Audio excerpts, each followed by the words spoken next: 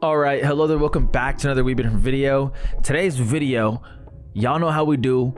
We've been doing this for a minute now. We on NBA Weekly, which is a series that has blossomed, and I keep saying it every week, but god damn, y'all fucking awesome, man, for real. Like y'all some real ones. I appreciate you guys. You guys know how it is with the new format. First half of the video, we talk about the seedings and kind of how things are going in just both Eastern and Western Conference. On the second half of the video, we go crazy with the edits, you know, showing you guys clips, pictures, and all whatnot. Also, it's about three specific teams. Now, I have those three specific teams in mind, but without further ado, guys, let's get right into it. So, first things first, looking at the Eastern Conference side seedings, you got the Bucks, who have clinched, I believe. Yeah, they've clinched the first seed. So, you know, good for them. They have worked their asses off. Giannis being the by far and away best player on that team. Just a marvelous job, really. And that I did a little segment on them a while ago on just how good they are. It was on one of the NBA Weeklies. It was crazy how, even breaking down the roster, it's just better than what you even think it is on paper, because they perform so well together. All of them are shooters. All of them are just so selfless.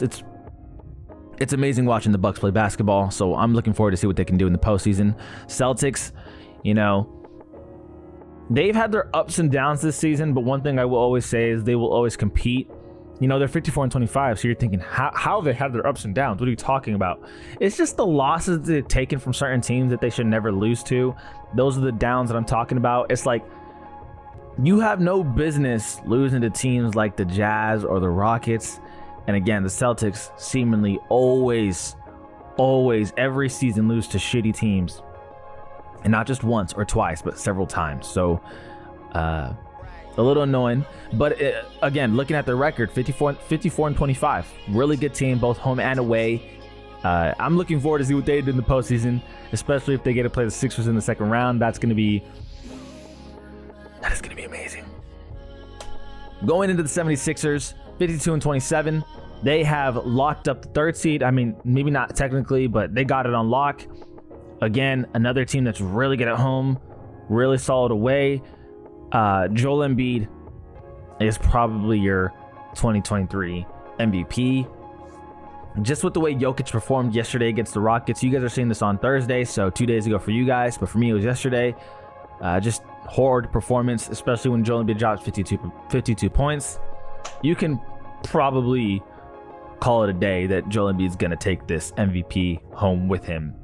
Cavaliers, definitely a great team, but a lot of issues that we'll dive into in the second half of the video, so we'll get to that shortly. Knicks, 46-33. They've really stepped things up. I mean, Jalen Brunson is just an absolute madman. Can y'all, where's my face right now? The top right? Okay, so I need to keep it up. The Knicks, again, such an interesting, fun team to watch too. But Jalen Brunson just playing like an absolute madman.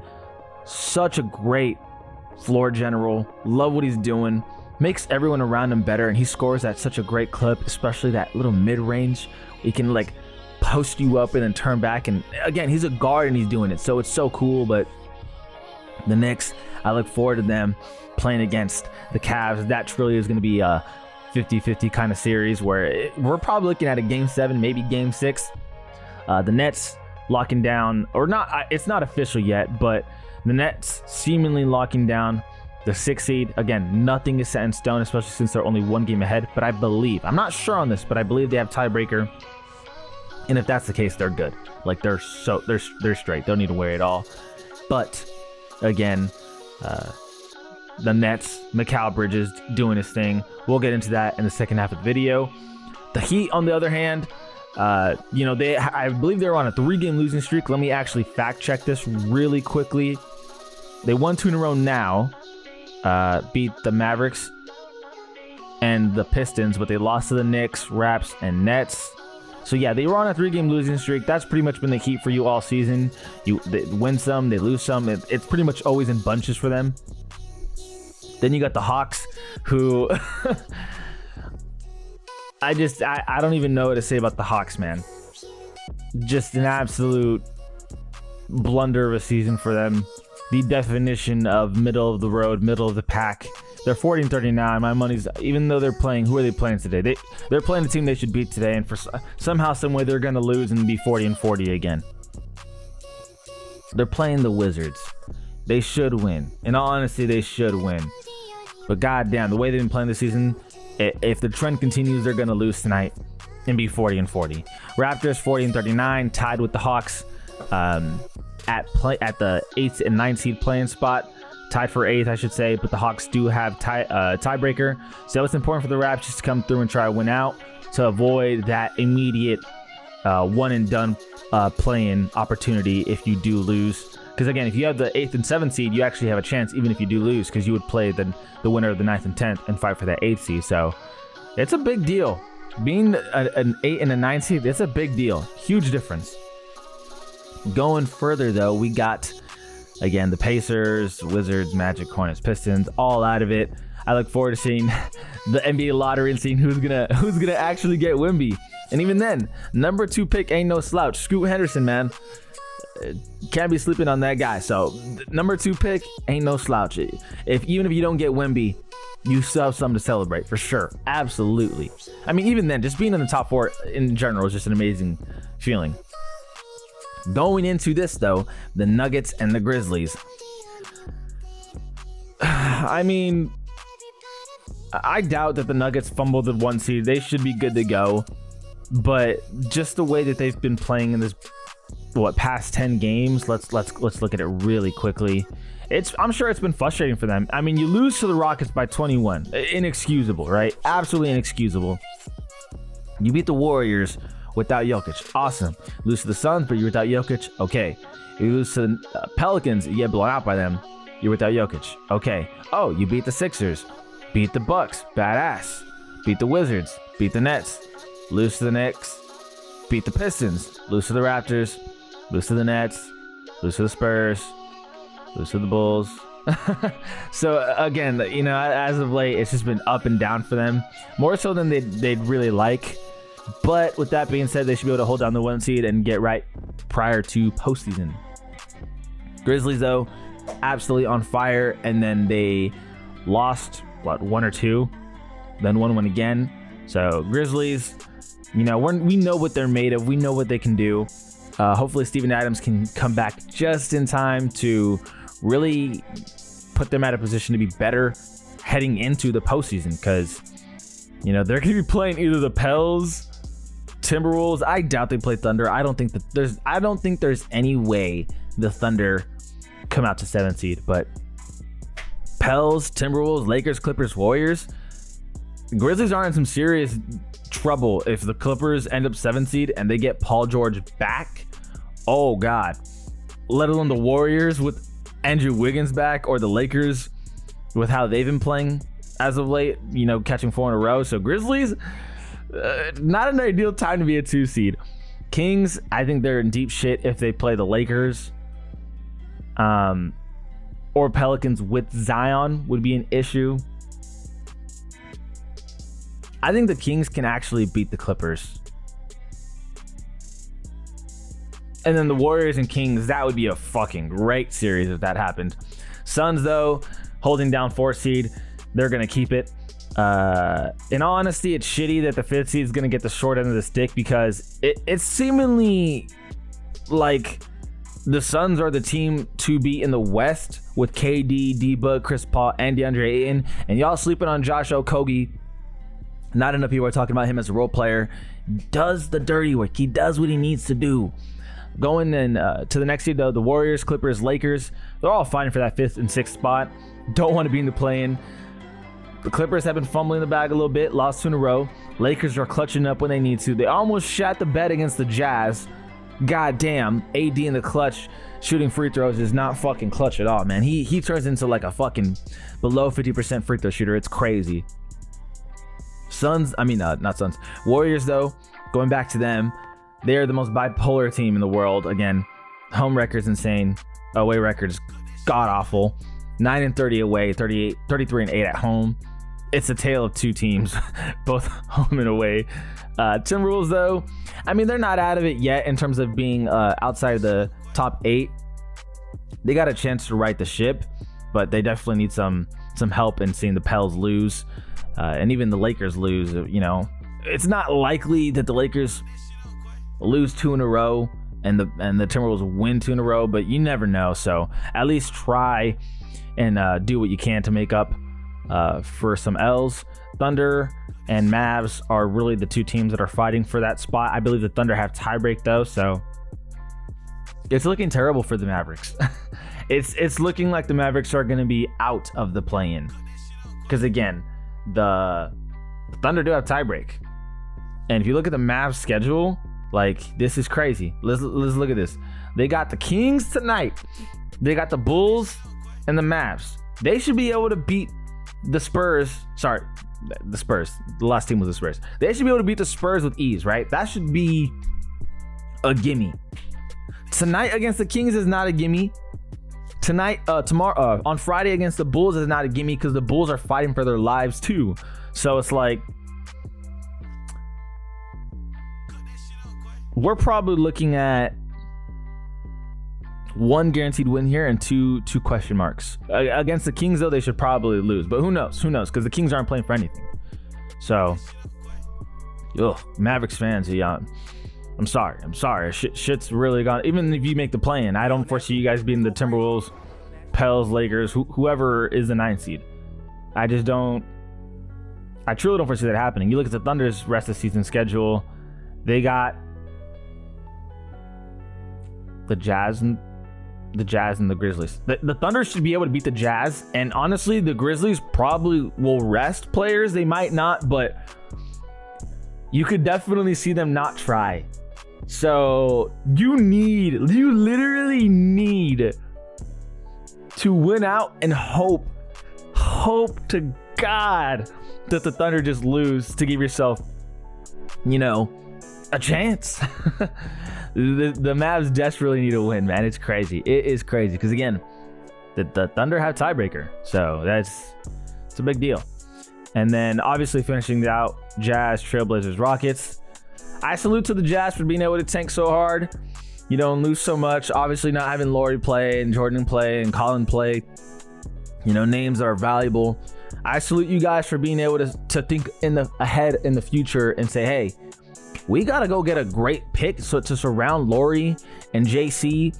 And, if Walker Kessler continues to progress the way he's been, get him some help along with those names that I already mentioned. And if THT can even play half as good as what he's playing like now, the Jazz can do some, down the road.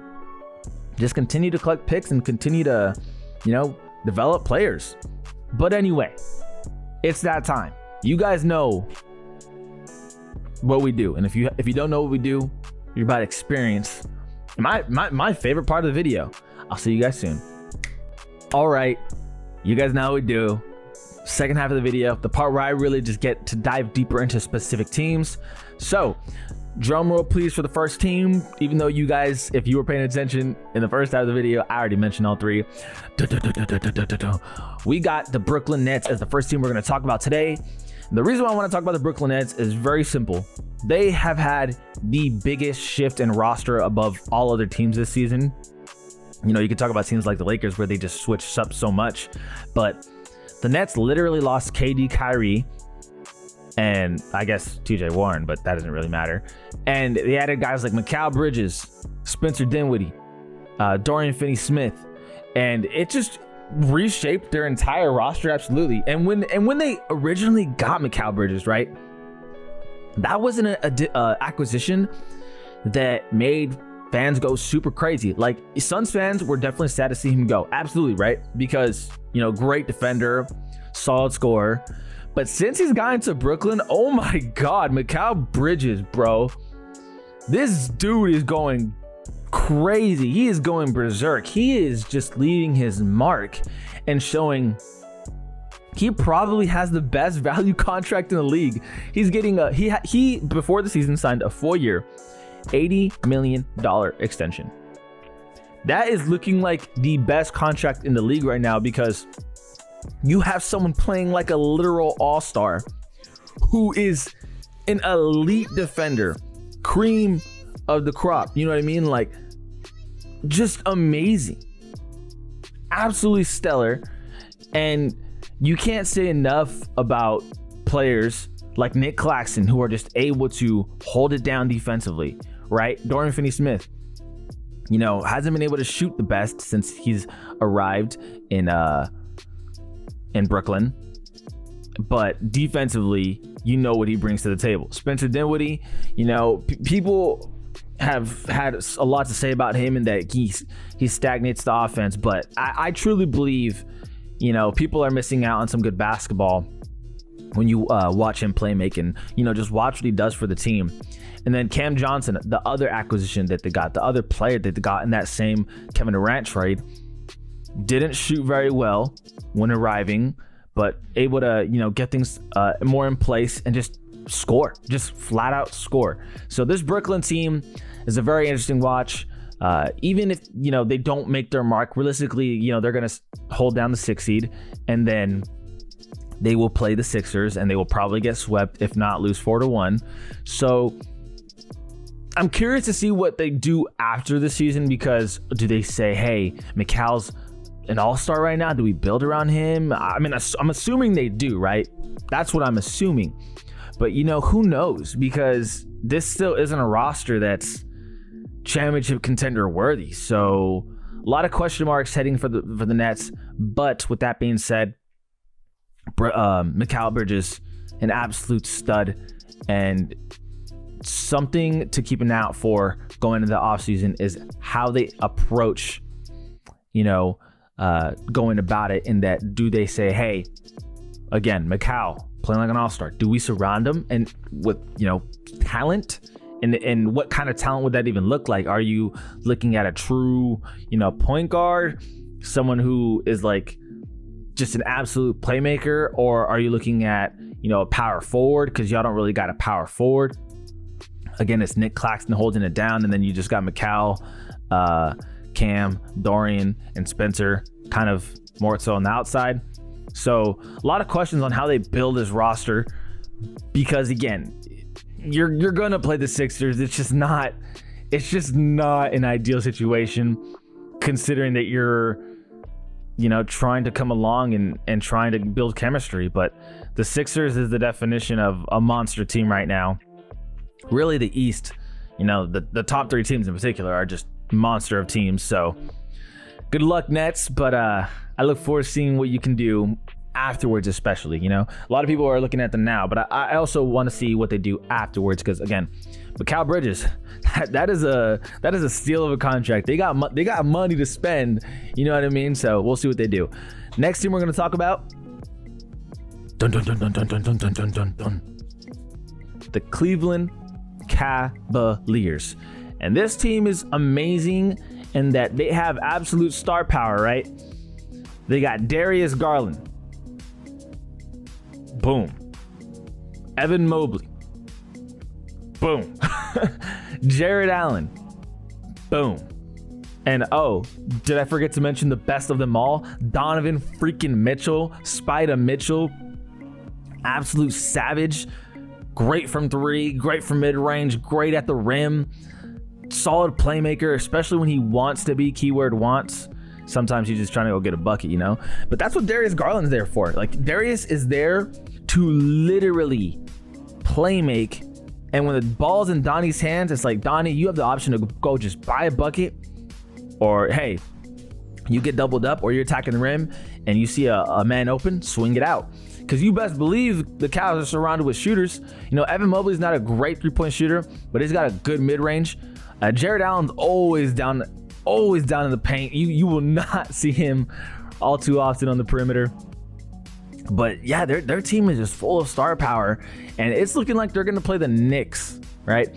Actually, it's definitely going to happen. They're going to play the Knicks in the first round. So the Cavs right now, my biggest issue and why I want to dive deep into them is, I've talked about this all season. They are the biggest, and I mean the biggest, I'm trying to find the most respectful way to say this, but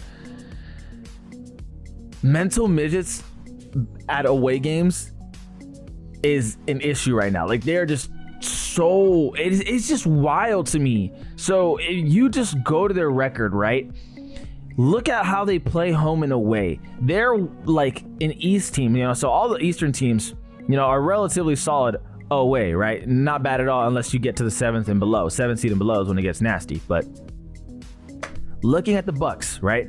26-14 away. Celtics 25-16 away. Sixers 23-16 away. The Cavs 19-21 away.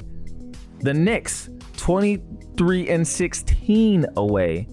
Even the fucking Nets 21-19 away. Now I know people are like 19-21, that's not horrible. Dog, that's below 500. They're a below 500 team when they're playing away. No excuses. Now, of course, with their record being 50-30, that means they have to be 33-17 at home. That's amazing. That's spectacular. That's phenomenal. But here's the thing about the playoffs, right? The atmosphere around you, the energy is louder than it'll ever be. So if you're already struggling at away games, you know, road games, as it is in regular season, in playoffs is going to be a bitch and a half, and I promise you that, because players are going to be so much, fans are going to be so much more vocal, so much out there, and oh my God, it's going to be toxic, especially in Boston. But I mean, it's going to be toxic everywhere, realistically. But game 1 and game 2. So looking at the first series here against the Knicks, game 1 and 2, they're at home, right? Phenomenal. Cavs, great home team. But game 3 and 4 are still away, my guy. Like they are away games. You look at game 5, okay, you get your home game. Game 6 is away. Game 7, you get home. And so let's say they take it to game 7. You know, let's say they win all their home games. Again, this is just for the sake of talking. Let's say they win all their home games. That would be a game 7. You go into the next series, you play, because they're the 5th seed, you're playing the 1 seed, because the Bucks ain't losing to the fucking Hawks or whoever makes that 8th spot. You play the Bucks. The Bucks get 4 home games on your ass, and the Bucks are an insanely good home team. The Bucks home record is 31-8, which is better than the Cavs 31-9, but the Bucks away record is 26-14, as opposed to the Cavs 19-21 away record. So you're a team that's better than you, or if not just as good, sure, as you at home, but they're literally miles ahead of you when playing away. So they're just a threat to you in your game 3 and 4, no matter what, because again, you are a team that is just mentally so driven by your home crowd, but without that energy boost, it's noticeable. It's a noticeable change in how the Cavs play.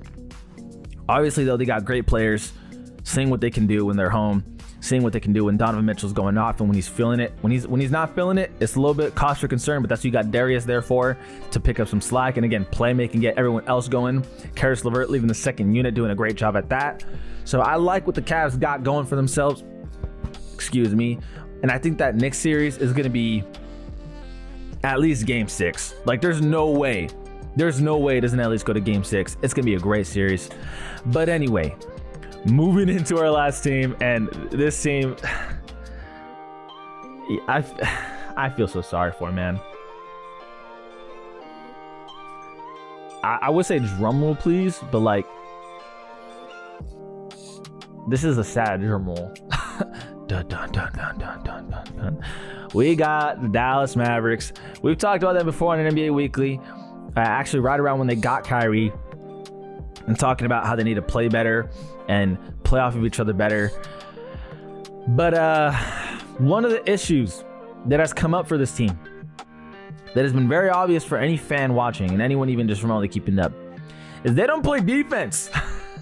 Their defense is so shit. It is actually sad. Like, it is so sad to watch, right? So to give you guys an example, the Mavericks are playing the Heat, right? And the Heat are one of the worst offenses in the league. I'm actually going to get you what the exact rank of the Heat is real quick, so that you guys aren't like, all right, bro, don't use your sources. Trust me, bro.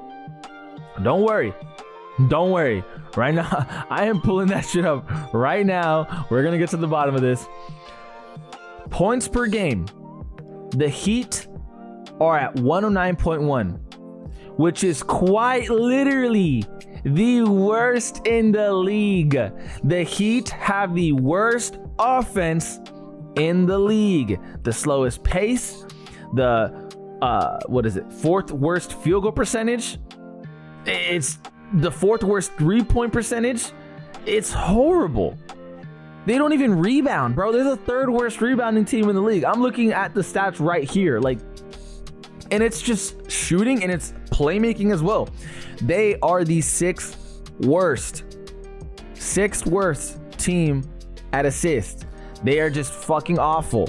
Like, their offense is absolute dog shit. What they do very well is they defend. That's kind of what they got going for themselves, man. Not a whole lot of other, shit. I mean, also all free throws. They do free throws. Like, they get a lot of free throws. Having Jimmy Butler on your team will kind of do that for you. But yeah, they played the Mavs, right? And they fucking dropped 129 points against the fucking Mavericks. Like, the Mavericks defense is so bad, dude. It's just sad. Like, it's truly just we go to the Mavericks game log and just seeing how shit their defense is. I mean, Lucas said it himself, right? He said, we can't guard anyone right now. Anyone can score on us. So we look at their recent games. They lose to the Hawks. The Hawks score 132. They lose to the Heat. The Heat score 129. They lose to the Sixers. They score 116. Okay, they beat the Pacers. Pacers only scored 104. I believe the Pacers, did they have Tyrese that game? I don't even think the Pacers had Tyrese that game. They didn't have Buddy Hield, Chris Duarte, Miles Turner, or Tyrese. Okay. Hornets, they lose to. They allow 110. Which is honestly not that bad. That's about average. Sorry, it's below average. But for a Hornets team that's depleted, that's pretty sad. They lose to the Hornets again, 117. They lose to the Warriors. They allow 127. Lose to the Grizzlies, 112. That's actually not bad. But I mean, it's just terrible. Absolute god awful defense. Absolutely just. It's coming from, you add Kyrie, you trade for him, he's not a great defender. You add him for offense, you add him to have a second star to help Luka out. Luka alone doesn't play shit for defense. The dude is a traffic cone.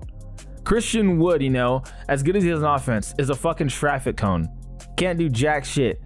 Guys like Reggie Bullock, who are known as defenders, aren't so much great defenders anymore because you're making them guard forwards. They're not even guarding guards anymore, they're guarding forwards.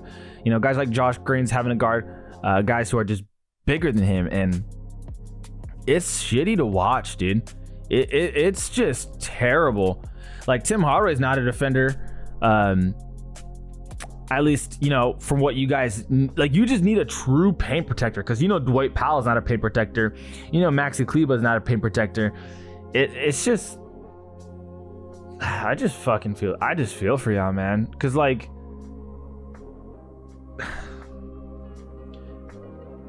you have so much firepower. I mean, granted, it's inconsistent as balls, but I mean, Lucas said it best. You couldn't even stop a fucking turtle from getting to the rack and fucking doing work on you guys. So it's crazy. Seeing what's happened to the Mavericks, and again, what they're allowing to these teams, and just their lack thereof defense. It's absolutely crazy. So there's your NBA Weekly for this week, guys. I kind of went in on the Mavs and the Cavs a little bit, but that's what we're here. That's what we're here to do. We're here to dive in and to expose, not so much expose, but really show what's going on with these teams and their strengths and their weaknesses. And it just so happens that we're getting to the end of the season to where, hey, your biggest weakness is going to come out right now. The reason why you lose in the postseason you know, has been flashed throughout the season, like the regular season. So, you know, we're seeing it now. Even if the Mavs somehow magically get in the play-in, they're probably going to lose the play-in battle because their lack thereof defense. And the Cavs, if they lose, it's because they can't win and beat another team on the road.